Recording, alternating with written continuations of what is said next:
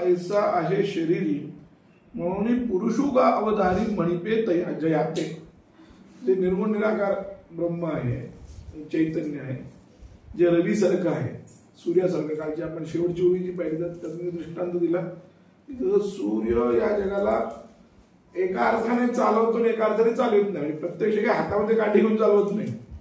एखादा गुराखी जसं गुरु काय गुराच्या बागेत राहतो एक काठी घेऊन आणि चला चला चला चला वगैरे करतो, तसं काही रवी हा उठा चला असं काही करत नाही. पण रवी उगवला म्हणजे लोक आपापले कार्य करतात. म्हणजे त्याच्या अधिष्ठानामध्ये सगळे आपापले कार्य करतात. सूर्य उदय झाला आहे की नाही, हे म्हणजे काय आपोआप. म्हणजे या अर्थानं जर विचार केला तर सूर्य सगळ्या जगाला चालवतो. आणि हे खरंच आहे की सूर्याचंद्रमसो विद्रुता हा नियमच आहे. हे संपूर्ण जगत या दोघांनी धारण केले. कोणी? सूर्याचंद्रमसो, सूर्य आणि चंद्रमा. सूर्य आणि चंद्रमा या दोघांनी हे संपूर्ण जगत धारण केले. सगळं जगत जे आहे ते चालतं कशावर जर विचार केला, काळावर चालतं. नीट बघा, काळ हा जो आहे, काळ हा एक प्रकारचा अत्यंत सूक्ष्म आणि अत्यंत व्यापक असा एक पदार्थ आहे. अजून काय म्हणतात त्याला, रूपरहित आहे. रूपरहित आहे, दिसत नाही आपल्याला काळ, पण तो आहे. आता हा काळाची सगळी गोष्ट कोणावर अवलंबून आहे? सूर्य आणि चंद्रावरच आहे. आपले जे पंचांग आहे की नाही, हे सगळं पंचांग सूर्यचंद्राच्या गतीवर सगळं अवलंबून आहे. म्हणजे पाचही अंग जे पाचीच्या पाची अंग सूर्यचंद्रावर अवलंबून आहे. सूर्य आणि चंद्र हे बरोबर समोरासमोर असलेली पौर्णिमा असते. 12 या दोघांच्या कलेमध्ये 1200चं अंतर असतं. सूर्याच्या चंद्राचं 1200चं अंतर म्हणजे तिथी, म्हणजे तिथी. अशा पद्धतीने ते 27 नक्षत्रांची ती स्थिती आहे. वारही हाच का? आज सोमवार आहे, तर उद्या मंगळवार का? तर त्याचे कारण तेच आहे की जे दिवसाभराचे काही होरे असतात, त्या होऱ्यामध्ये ते साधारणपणे त्याची विभागणी केली जाते. त्यातला चौथा जो होरा असतो तो दुसऱ्या दिवशीचा वार असतो. 24 तासानंतर तो बरोबर तो येतो, असं ते आहे. ते थोडंसं क्लिष्ट गणित आहे. तर हे सगळं सूर्यचंद्रावर म्हणून म्हटलं की सूर्याचंद्रमसो तिष्ठत, असं यांनी पण सांगितले. कोणी? बृहदारण्यकोपनिषदांमध्ये याज्ञवल्क्यांनी सांगितले गार्गीला की संपूर्ण जगत जे कोणी धारण केलं तर सूर्य आणि चंद्राने एका अर्थाने ते धारण केलेलं आहे. कारण दिवस रात्र, त्याच्यानंतर तुमचे संपूर्ण कर्म म्हणजे देवकर्म आहे, पितृकर्म आहे, हे सगळं जर करायचं ते तुम्हाला सूर्यचंद्राच्या गतीशिवाय कळणार नाही. म्हणून जर एकत्र म्हणतो की अन्य इतराणि शास्त्राने विवदन्ते परस्परम प्रत्यक्षम ज्योतिषम शास्त्रम चंद्रार्कौ यत्र साक्षिणौ, असा एक श्लोक आहे ज्योतिषाबद्दल प्रसिद्ध आहे. की ज्योतिषी काय म्हणतात माहिती का, तुम्ही बाकीचे शास्त्र सगळे एकमेकांशी भांडत बसता. काय तत्वज्ञानाची जी शास्त्र, दर्शनी शास्त्र एकमेकांशी भांडत. ज्योतिष मात्र तसं नाही, ते प्रत्यक्ष आहे. प्रत्यक्ष ज्योतिष शास्त्र चंद्रार्कौ यत्र साक्षिणौ, चंद्र आणि अर्क हे दोघं साक्षी आहे. तर तुम्हाला त्या आकाशात तरी दिसतं. तर सांगण्याचं तात्पर्य काय की सूर्य आणि चंद्र हे दोघं या जगाला सांभाळणारे आहेत. आणि उपनिषदांचा दुसरा एक सिद्धांत आहे, अग्निशोमात्मकम इदम जगत. हे संपूर्ण जगत जे आहे ते सूर्य आणि चंद्र स्वरूप आहे. प्रश्नोपनिषदामध्ये तर सूर्य अन्न आहे आणि चंद्र अत्ता आहे. सूर्य अद्य आहे आणि चंद्र अत्ता आहे. अद्य म्हणजे अन्न, खावयाचा पदार्थ, आणि आत्ता म्हणजे खाणारा. कोण आहे? चंद्र आहे. असं सुरुवातीला वर्णन केलं. नंतर पुन्हा वर्णन केलं की चंद्र काय अद्य आहे आणि सूर्य आत्ता आहे, असं दोन्ही. आणि शेवटी सगळा सिद्धांत केला त्या सगळ्या प्रश्नाचे उत्तर, अग्निशोमात्मकम इदम जगत. हे संपूर्ण जगत अग्निशोमात्मक आहे. हे तर हे अग्निशोमात्मक असल्यामुळे संपूर्ण जगत त्याच्यावर चालतं. नक्षत्र, ग्रह, तारे वगैरे वगैरे सगळं जे आहे हे सगळं त्याच्यावर चालतं. या दृष्टीनं एक प्रकारे सूर्य सगळ्या जगाला चालवतो. म्हणून तर सूर्य भीषासनात वातः पवते भीषोदेती सूर्य, हा सूर्य उगवतो असं भगवंताच्या भीतीमुळे उगवतो असं म्हटलेलं आहे. त्या ह्याच्यात यक्ष प्रश्नामध्ये सुद्धा यक्षाने जेव्हा युधिष्ठिराला प्रश्न विचारला त्याचे उत्तर त्याला सूर्यच दिलेले की संपूर्ण जगत कोण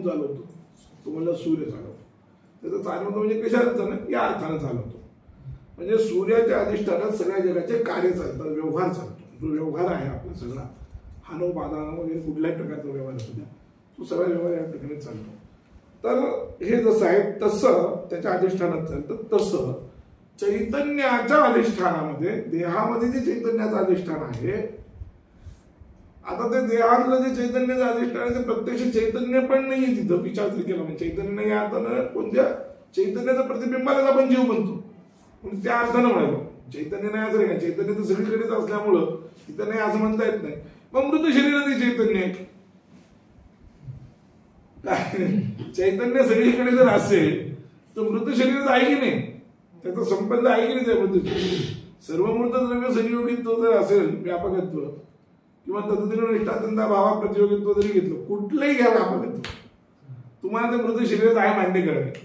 मग काय नाहीये, शरीर संचालनासाठी लागणारं जे संबंधित्व नाहीये असं तुम्हाला म्हणावं लागतं. त्याचं काय नाहीये शरीर संचालनासाठी. जसं सूर्याचं सुद्धा, सूर्य सगळीकडे असलं तर भिंतीत आपल्याला काय आपला चेहरा दिसत नाही. सूर्याचा प्रकाश सगळीकडे भिंतीवर पण आहे ना, आपल्या भिंतीत आपला चेहरा दिसतो का? त्याचा आरशात दिसतो. आरसा घेतला तर त्याच्या सूर्यवादून सगळीकडे प्रकाशित होतो. तो जो प्रकाश आहे त्याचा जो उजेड आहे तो सगळीकडे जातो. हा त्याचा वस्तू स्वभाव असल्यामुळं तो संबंध भिन्न भिन्न मानावा लागतो. तसं हा स्वभाव सुद्धा भिन्न मानावा लागतो. कोणता? चैतन्य. शरीर चालवण्याचा चैतन्याचा संबंध भिन्न. शरीर चालण्यासाठी लागणारा, ज्याला आपण जिवंतपणा ज्याला म्हणतो, आणि एरवी तर चैतन्य सगळीकडे व्यापक असल्यामुळे ते आहे. तर प्रतिबिंब आहे वस्तुतः ते. म्हणजे पंचदशी काळांच्या म्हणण्यानुसार जीव जो आहे हा अविद्येचं प्रतिबिंब आहे. अविद्येत पडलेलं शुद्ध चैतन्याचं प्रतिबिंब आहे. आणि अविद्या काय आहे तर म्हणाले मलिन सत्व प्रधान आहे. म्हणजे जे सत्वगुण प्रधान आहे, नाही असं नाही, पण तो सत्वगुण काय झालेला आहे, मलिन झालेला आहे. मलिन म्हणजे रजोगुण तमोगुणांनी युक्त झालेला आहे. अशा अविद्येमध्ये पडलेलं ते प्रतिबिंब आहे. कोणतं? जीव म्हणजे. तर असं प्रतिबिंब, ते प्रतिबिंब त्या जीवनाला काय म्हणतात म्हणून अर्जना तयापरी हा जो पुरुष आहे, अक्षर पुरुषाला म्हणतात, अक्षर वगैरे असं शब्दप्रयोग वापरला. हा काय म्हणतो म्हणाले, सुतला ऐसा आहे शरीरी. सुतला म्हणजे झोपला. म्हणजे मी काल सांगितलं पुरी शैलात पुरुष हा, ही जी मी काल व्युत्पत्ती दिली त्याचंही ओवीत त्याची व्युत्पत्ती दिली ती, कळलं? म्हणून पुरुषोगा अवधारी मणिपे जे याते. म्हणजे पुरी शैलात पुरुष हा, ही जी संस्कृत व्युत्पत्ती त्याची ही ओवी अर्थ सांगेली. म्हणून हा आपल्या शरीरात झोपलाय, म्हणून पुरुषुगा अवधारी, म्हणून याला पुरुष म्हणतात. मणिपे जे याते याला पुरुष म्हणतात. हे तू समजून घे. म्हणजे पुरीमध्ये, पुरामध्ये झोपतो म्हणून तो पुरुष. असं पुरी शयनात पुरुष हा.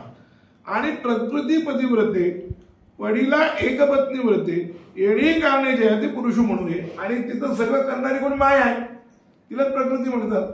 ती पत्नी असल्यासारखी याची.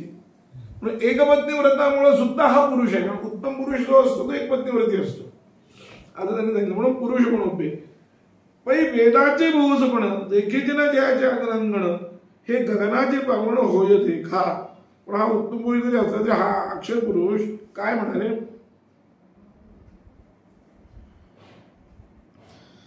गगनाचे पांघरुण म्हणाले. पहिले तर काय म्हणतात ते बघा, हे गगनाचे पांघरुण.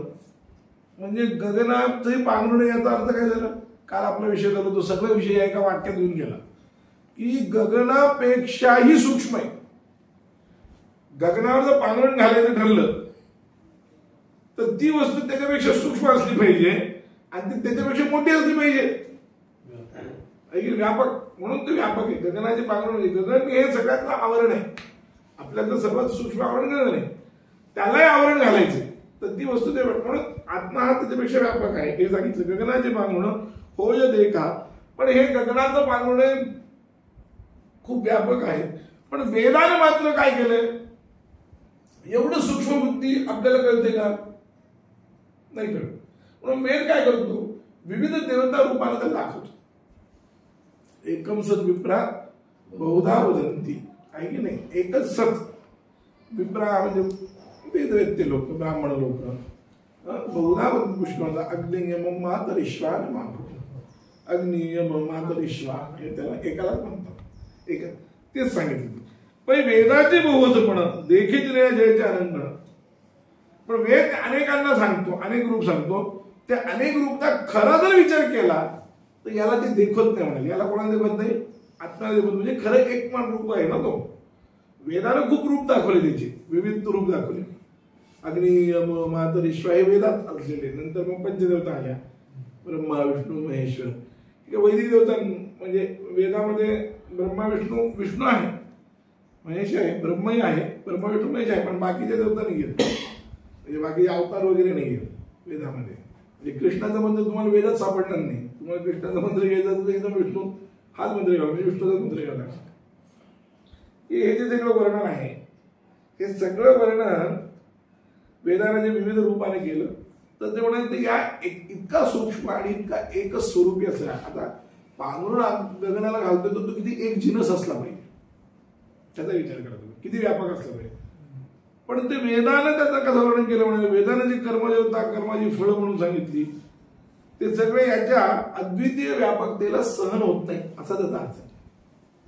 हा अद्वितीय म्हणून तर याच्यातही हा अद्वितीय भागवत सुद्धा स्वतः भगवंतांनी कालच्या कृष्ण जन्माच्या प्रसंगामध्ये सांगितलं.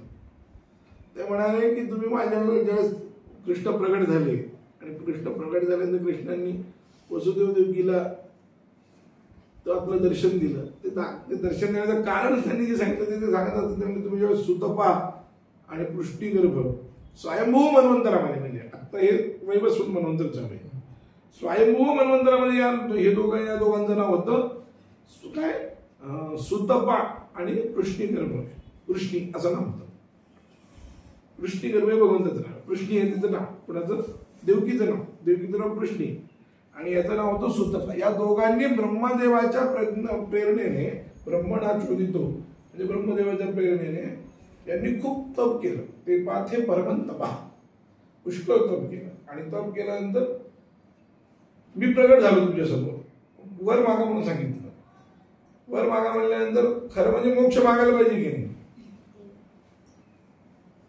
पण मनमाया मोहितो असे भागवतातले शब्द आहेत की माझ्या मायेनं मोहित झाल्यामुळं तुम्ही मला काय विचारलं, मला म्हणाले की तुझ्यासारखा मुलगा आम्हाला दे. एवढं तप केलं तर मोक्ष मागायला पाहिजे, पण मोक्ष मागितला नाही. मोक्ष न मागण्याचंही कारण हेच आहे की भगवंताची लीला आहे.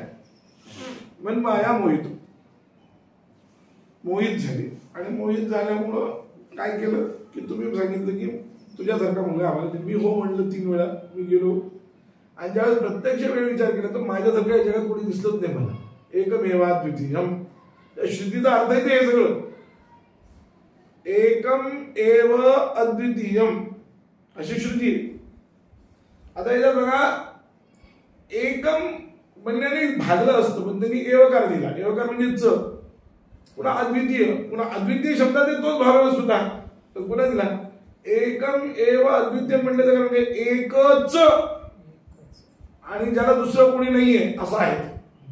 म्हणजे तिन्ही शब्दामध्ये एकच अर्थ आहे बरं. एकम एव आणि अद्वितीय म्हणजे एवढं लांब नसतं. तिन्हीचा अर्थ जर केला तर एकच आहे, एकच ब्रह्म आहे. अद्वितीय म्हणजे काय, दुसरा नसणार, म्हणजे काय झालं, एकच झालं. हे कशासाठी, हे याच्यासाठी दिलं की जगत निर्माण करत असताना सहाय्यक कोणी नाही हे सांगण्यासाठी सगळं. जगत निर्माण करणारा कारण हा एकटाच आहे, निश्चितपणे एकटा आहे एवढं कारण सांगितलं. आणि अद्वितीय या शब्दाने इतर कोणतंही सहाय्य नाही. जसं कुलाला दंड चक्र कुलाल वगैरे लागतं की नाही, दंड चक्र माती वगैरे लागतं आणि मग घडा तयार करतो तू, तसं माती दंड चक्र काही लागत नाही याला. म्हणून निमित्त कारणही हाच आहे आणि उपादान कारणही हाच आहे हे सांगण्यासाठी एकमेवा द्वितीयम असं म्हणतात. कर्म लागत नाही का, कर्म जीवाचे कर्म त्याला जीव देण्यासाठी उपयोग करण्यासाठी. हा, ते लांबून परंपरेने कारण पडतात, साक्षात नाही पडत. कार्यकारण भावाचा जेव्हा तुम्ही विचार करता की नाही त्यावेळेस ते कर्म कारण येतं नाही असं तुमचं म्हणणं बरोबर आहे. अदृष्ट वशातच होतं. पण मग तसं तर घडा सुद्धा तयार होतो ना तर तो अदृष्टानं तयार होतो. साधारण काही कारण आहे सगळ्या गोष्टीसाठी लागणारी, ती तर आहेतच, काही विषय नाही. तसं ईश्वर, ईश्वरेच्छा, ईश्वर कृती, ईश्वराचं ज्ञान, काल, दिक आणि अदृष्ट आणि प्रतिबंधकाचा अभाव, एवढ्या 8 गोष्टी ह्या कुठल्याही वस्तूला उत्पन्न होण्यासाठी कारणीभूत. कुठले म्हणजे तुम्हाला मी सांगतो, उदयनाचार्यांनी एक युक्ती दिली ईश्वर आहे याच्यासाठी. कोणती युक्ती दिली माहितीये का? एक घडा आणला तुम्ही, माठ आणलाय आणि वर ठेवून दिलं माळा. 6 महिने त्याला हे पडतं की नाही, छिद्र पडतं की नाही, आपोआप पडतं. ते कोण करतं? ते ईश्वर करतो असं पण कळलं. म्हणजे कोणी म्हणजे लौकिक दृष्ट्या विचार करता तुम्ही कोणी काही करत नाही. वर नेऊन ठेवतो बरोबर 6 महिने त्याला छिद्र पडतं, त्याची छिद्र पडतं की नाही. ते त्याला काय नाही हे सगळ्या गोष्टी. म्हणून ईश्वर, ईश्वरेच्छा हे तर आहेच, पण हे कसं लांबून आहे. कारण हे साधारण कारण आहे. कारण भावाचा विचार करत असताना असाधारण कारण कोणते आणि साधारण कारण कोणती याचा विचार केला पाहिजे. ही तर सगळ्यांना लागू पडणारी कारण आहे. कोणती मी आता सांगितली. पण जसं पटाला तंतूच लागतो, घटाला मातीच लागते, तेलाला तीळच लागतं, तर हे मुख्य कारण आहे. याचा विचार करायचा असतो. आणि त्याच्यात पुन्हा अजून असं आहे की काही गोष्टी अन्यथा सिद्ध असतात. अन्यथा सिद्ध म्हणजे यानं काम संभवत असेल तर दुसरं मानायची गरज नाही. उदाहरण द्यायचं जर झालं, थोडं क्लिष्ट विषय होईल पण सांगतोच तुम्हाला की कारण म्हणजे काय, जे कार्याच्या आधी असतं एक क्षण आधी असलं पाहिजे आणि कार्याच्या अधिकरणात असलं पाहिजे. म्हणजे कसं उदाहरण देतो तुम्हाला, लक्षात आहे की दंड आहे, माठ तयार होण्यासाठी लागलेला दंड आहे. तो दंड माठ तयार होण्याच्या आधी तर असलंच पाहिजे, पण तो त्या चाकापाशी असलं पाहिजे ना, चाकाच्या ठिकाणी त्याचं काम झालं पाहिजे ना. खोलीत असलेला दंड काही कामात आहे का, किंवा मनात असलेला दंड काही कामात आहे का? तो कारण होऊ शकेल पण सध्या कारण आहे का? नाहीये. त्याच्या ठिकाणी स्वरूप योग्यता आहे, वापरला तर तो कारण होऊ शकतो, पण तो वापरलाच गेला नाही तर. म्हणून कार्य आणि कारण हे दोघही एका अधिकरणात पाहिजे, एका ठिकाणी पाहिजे. अधिकरण म्हणजे एका ठिकाणी, आणि कारण एक क्षण आधी पाहिजे की नाही. जसं दंड किंवा कपाल, कपाल म्हणजे ते खापर. नैयायिकांची प्रक्रिया जी आहे ना ती आता ते दोन कपालांचा संयोग म्हणजे घट होतो असं ते म्हणतात. कपाल जसं राहतं आणि कपाल जसं त्या घटाला कारण आहे, तसं त्याच वेळेस त्याच ठिकाणी अजून एक गोष्ट, 2 वस्तू तिथे राहतात. अजून एक कपाल रूप राहतं आणि एक कपालत्व राहतं. आता घटाला हे दोघे कारण आहेत का? आहेत, तिथं असून सुद्धा आहेत का कारण? कपाल रूप घटरूपाला कारण होईल, पण घटाला कारण होईल का? कपालत्व घटाला कारण होईल का? मग हे दोन्ही अन्यथा सिद्ध होतात. किंवा सोप्या भाषेत बोलायचं म्हणलं तर ज्या कुंभारानं घट म्हणून मिळवलं त्याचा बाप अन्यथा सिद्ध होतो. कळलं ना? तो समजा तिथं बाजूला बसला खोकलं अन्यथा सिद्ध होतो. कळलं का? कुलाल पिता हा पंचम अन्यथा सिद्ध म्हणून सांगितलं. किंवा रासव, रासव म्हणजे गाढव, ज्या गाढवातून लिपाची आहे तोही अन्यथा सिद्ध होतो. असा विचार करायचा नसतो कार्यकारण भावाचा करताना. कार्यकारण भावाचा रासव वगैरे सगळे अन्यथा सिद्ध होतात. सहभूतम काय आहे, एक आवश्यक मुक्त नियत पूर्ववर्तित्व तत्सहभूतम अन्यथा सिद्धम असं लक्ष द्यायचं की ज्या अत्यंत आवश्यक गोष्टी आहेत त्यांनी काम जर संभवत असेल तर त्याच्या सहकारी असलेल्या जे इतर गोष्टी असतात त्याच्याबरोबर असलेल्या ज्या गोष्टी त्या सगळ्या अन्यथा सिद्ध होतात. म्हणजे त्या कारण मानायचं नाही. या दृष्टीने विचार करायचा असतो. कुठला विचार करत असतो ते त्यांनी असं सांगितलं. नैयायिकांनी काय 2 पद्धतीने अन्यथा सिद्ध झाली. 3 अन्यथा सिद्ध सांगितले दीपिकेमध्ये आणि मुक्तावलीमध्ये 5 अन्यथा सिद्ध सांगितले. पंच अन्यथा सिद्ध सांगितले. आणि शेवटी एक सांगून टाकले, हे जे मी शेवटचं लक्ष वाचलं हे सगळ्यांसाठी लागू पडतं. 5 अन्यथा लक्ष वगैरे वेगळे ते सोडून द्या. त्याचा विचार नाही. विचार हाच एवढा की कार्यकाळ भाव करत असताना अन्वय व्यतिरेकाने विचार करावा लागतो. कार्यकाळ भाव सिद्ध करत असताना कोणते माती असले म्हणजे घट होतो, माती नसेल तर घट होत नाही, तयार होत नाही. घट असतो की नसतो असा नियम नाही, ते तो विचार वेगळा. माती जर असेल तर घट तयार होईल, माती जर नसेल तर घट तयार होणार नाही. अशा अन्वय व्यतिरेकाने जर तुम्ही विचार करता तेव्हा तुमच्या लक्षात येईल की हे याचं कारण आहे. व्यवहारामध्ये आपण पुष्कळ विचार करतो, हा नाही असं नाही, फक्त आपण उलटा विचार करतो. म्हणजे उदाहरण तुम्हाला देतो की तुम्ही समजा आजारी पडला, 2-4 दिवस डोकं दुखायला लागलं, एखाद्या डॉक्टरकडे गेला, त्यांना औषध दिलं, डोकं थोडंसं थांबलं नाही, काही नाही, तू दुसऱ्या डॉक्टरकडे जातं की नाही, हा अन्वय व्यतिरेकाचाच विचार आहे. कळलं? म्हणजे कारण आहे, औषध घेतलं पण डोकं थांबलं नाही, म्हणून तुम्ही काय विचार करता, हे याचं औषध नाही. त्या डॉक्टरला काही कळत नाही म्हणता म्हणजे काय करतो तुम्ही, तुमचं म्हणण्याचं तात्पर्य हेच असतं काय की याचं औषध नाही, कारण कधी वेगळं औषध दिलंय. जे मला झालेलं आहे त्याला हे औषध लागू पडलेलं म्हणजे त्याचं औषध नाही. हा झाला अन्वय व्यभिचार. काय कारण असून कार्य नाही, हे उलट विचार करतो तुम्ही, म्हणून तुम्ही दुसऱ्या डॉक्टरकडे जाता. आणि तसंच आहे, ज्यावेळेस ते एखादी वस्तू नसते तेव्हा कार्य उत्पन्न होत नाही. हाच विचार आहे अन्वय व्यतिरेक. अन्वय व्यतिरेकाचा विचार आपण करतो, त्याला म्हणजे काय म्हणतात त्याला शास्त्रीय परिभाषेत ते आपण याला अन्वय व्यतिरेक वगैरे असा शब्द प्रयोग करतो. बऱ्याच ठिकाणी आपण पाहतो की अरे हे आहे ते आहे पण ते नाही ते नाही. आता प्रश्न विचारताना सुद्धा जे आपण विचारतो की मग देवधर्म करणारे लोक दुःखी का, याच्यात अन्वय विचारातच विचारणं असतं. उलट पण विचारतो नास्तिक लोक सुखी का, याच्यात व्यतिरेक विचारच विचारत असतो आपण. कळलं का? फक्त हे शब्द आपल्याला माहित नसतं, पण आपण हा विचार करतो. शास्त्रकाराने त्याला फक्त ते चांगल्या नीटनेटक्या शब्दामध्ये नीटनेटक्यामध्ये सांगितलेलं एवढंच. असो, तर काय विचार चालला होता आपला की एकमेव द्वितीयम चाललं होतं. एकम एव अद्वितीयम आहे की नाही. एकच एव म्हणजे याचा अर्थ एवकाराचा दुसरा अर्थ असतो की इतर योग व्यवच्छेद, इतर सगळ्यांचा व्यवच्छेद होतो, इतर काही नाही. एवकार दिला याचं कारण असं की एखादा दुसरा पुरुष जरी नसला तरी साधन असेल म्हणून असे द्वितीयानु ससार पांडवा वगैरे अशी काही वाक्य.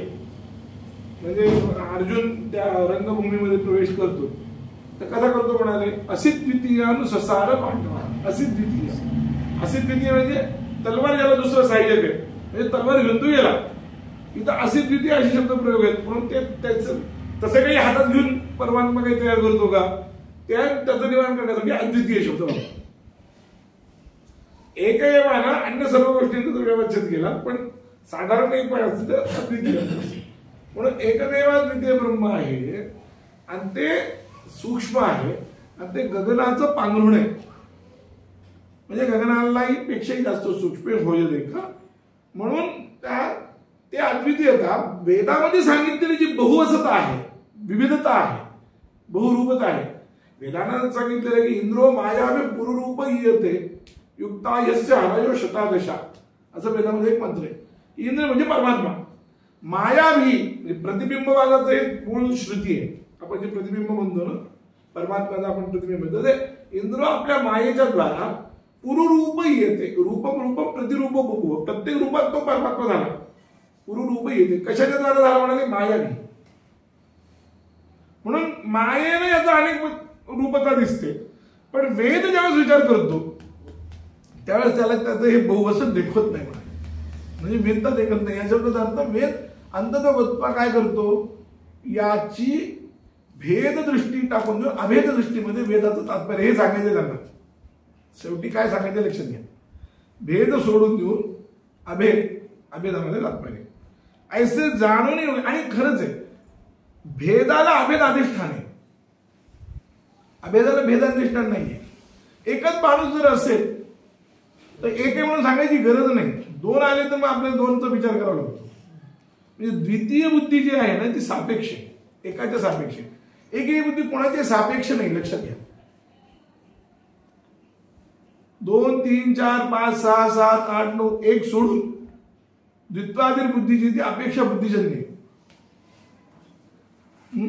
2 पासून, पण एक ही बुद्धी मूळ आहे, ती सापेक्ष नाही. म्हणून अभेदावर भेदाची कल्पना आहे, भेदावर अभेदाची कल्पना आहे. तर कोण उलटा प्रश्न विचारला, भेदावर अभेदाची कल्पना आहे का, तर नाही म्हणता येत. का म्हणता येत, कारण मूळ सगळं भेद निघून गेलं, ते राहतं एकच. एकदा गेलं तर काहीच राहत नाही, एकदा पण एक गेलं तर काहीच नाही राहत, म्हणजे शून्यवादाची प्रसक्ती होईल. शून्यवाद काय आपल्याला घ्यायचंय, म्हणजे एक परमात्मा म्हणून ते सांगितलं. ऐसे जाणून योगीश्वर जयाती म्हणती परात्पर, ते जे अनन्य गतीचे घर विवसित आहे, हा परमात्मा एकमेवाद्वितीय आहे, आकाशापेक्षा जास्त सूक्ष्म आहे. वेदात सांगितलेली बहुविधता ही याच्या व्यापकतेला दिसत नाही, किंवा याच्या व्यापकतेला हे भंग करू शकत नाही असं म्हणून. तिथली भाषा वेगळी असते, आपल्याला समजण्यासाठी हे समजून योगीश्वर जे लोक आहेत, योगीश्वर म्हणजे योगी लोक, मग त्यात सगळे आले बरं.